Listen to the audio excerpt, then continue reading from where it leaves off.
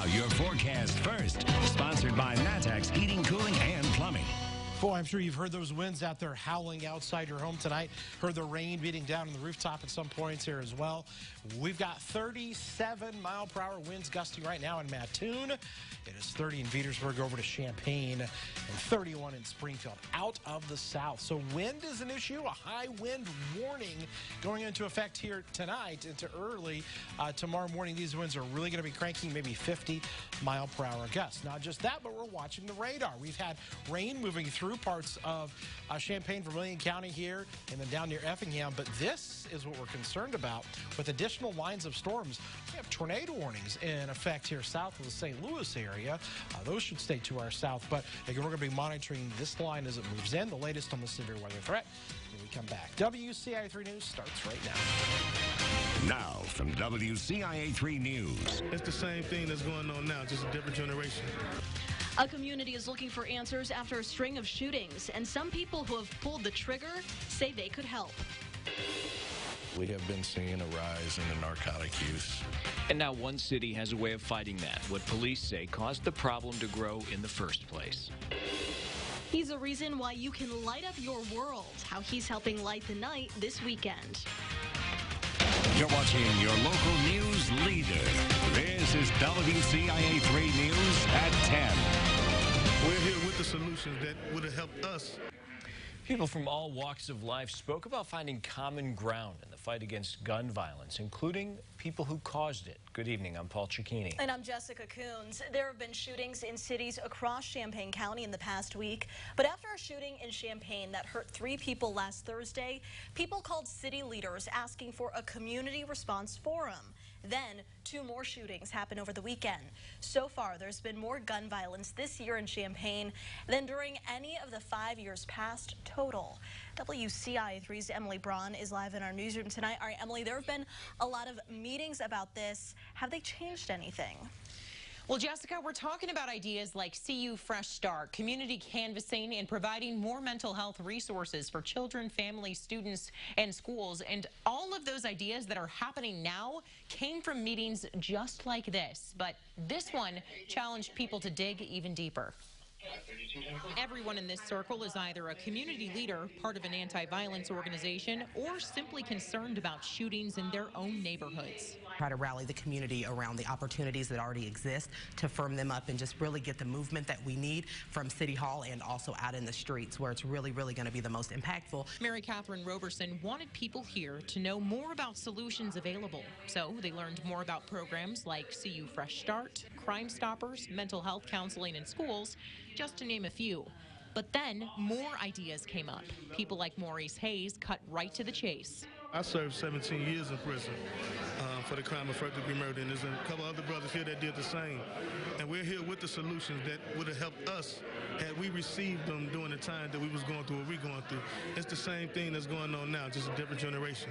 Hayes now owns Firehouse Subs. He says to get people off the streets, give them a job. He did that, and he says he saw a difference. If there's no way for me to make a living to feed my family, most of the time I resort to the resources that I know to feed my family. Other points of discussion included holding landlords of rental complexes accountable for repairs and reassurance when shootings happen there. Plus, how to dig deeper in schools so staff members know when students are struggling and students know when to look for help. Roberson says all of this is valid, and all of it centers around rallying the troops to inspire active solutions and eventually change. We have a core membership, so each time we gain a community member who says, okay, now we want to be on board and do the outreach in our own community, we consider that a small win for us, that is bringing the power to the people to take back their own neighborhoods. Roberson says these solutions will take time, but she hopes to see the work they're doing lead to a drop in the numbers we're about to show you. Live in the newsroom, Emily Braun, WCIA 3, your local news leader. Emily, thanks so much. Let's take a look at those numbers. So far this year, there have been 90 shooting incidents in Champaign. Last year total, there were 76. Danville also saw a higher amount of shootings so far this year than the past 5, with 42 shooting incidents. 5 of those homicides. Rantoul police are investigating after a house and vehicle were shot at this morning. It happened on Winding Lane at near Arcadia Drive.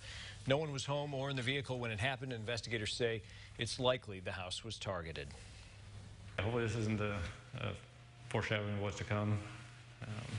I do not believe the two incidents are related at this time.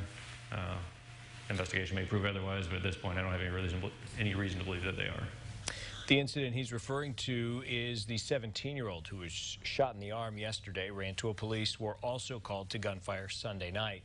A man's in custody for the shooting of a 23-year-old, and police in Urbana say the same person who shot himself in the foot in August and tried to cover it up. The man was shot in the torso Thursday on Brookstone Court. Police arrested 25-year-old James Brown today for aggravated battery with a firearm. They say he previously had his FOID card revoked.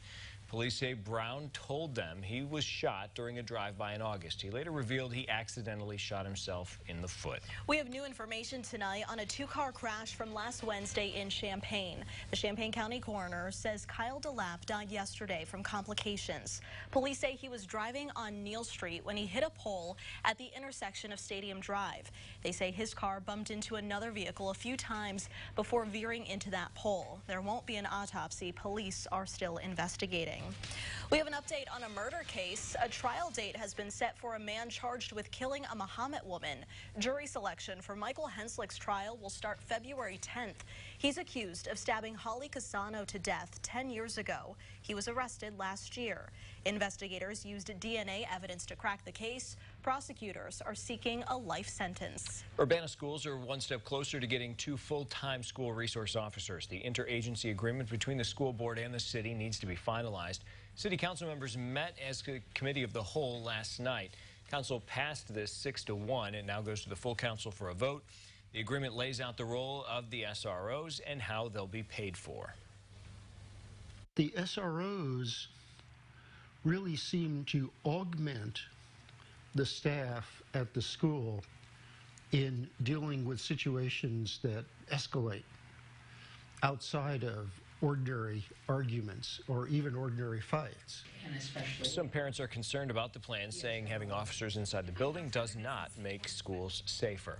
Watsika police say they've noticed an increase in drug use in the city. They are working to find solutions to that problem. City council members approved a canine unit last month and gave police $65,000 to get started. WCIA 3's Jamie Mays is with us. Jamie, this is a lot of money. They are serious about fighting this problem. And they hope this will help stop their drug problems from getting worse. Police use that money to buy a vehicle, equipment, a canine, and training for their new dog, Tucker. Oops. Tucker was trained to serve. Sit. And this canine has a big purpose for the city of Watsika. He's helping to curb crime. He can indicate on 9 different narcotics, which include heroin, methamphetamine, cocaine, marijuana, LSD, ecstasy, mainly all the big stuff that we see around here. Police say they had 3 overdoses in 12 hours about 3 weeks ago. And the Illinois Department of Public Health says drug overdose deaths doubled in Iroquois County from 4 in 2017 to 8 in 2018. That's the highest reported in a 6-year span. We have been seeing a rise in the narcotic use. Police say there may be a reason for the uptick. We've had recent flooding over the years.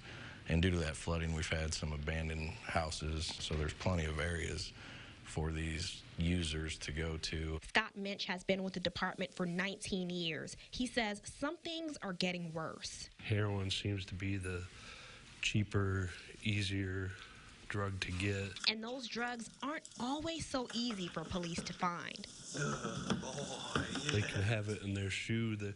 We're never going to smell it in the car. We're not going to see it. And that's why they got help. Hopefully we can get out there and put an end to some of the transports that are going through town. And let the community know they hear their concerns. We're trying everything, including Tucker, to get a handle on the situation. They're hoping to have Tucker on the streets by the 1st or 2nd week of December. Back to you. It's coming up soon. All right, Jamie, thanks. We looked at overdose deaths reported by the Department of Public Health in some other counties. From 2017 to 2018, Champaign County decreased from 35 to 29. Macon County increased from 19 to 22. DeWitt County went from 4 to 1. The governor issued a rare veto today while some of the Capitol plan to override it. Plus, she's the mayor of Decatur, but soon she'll have another title, what she's been picked to do. And there's no question Illinois is playing Northwestern this weekend, but who's playing quarterback for the Illini is up in the air.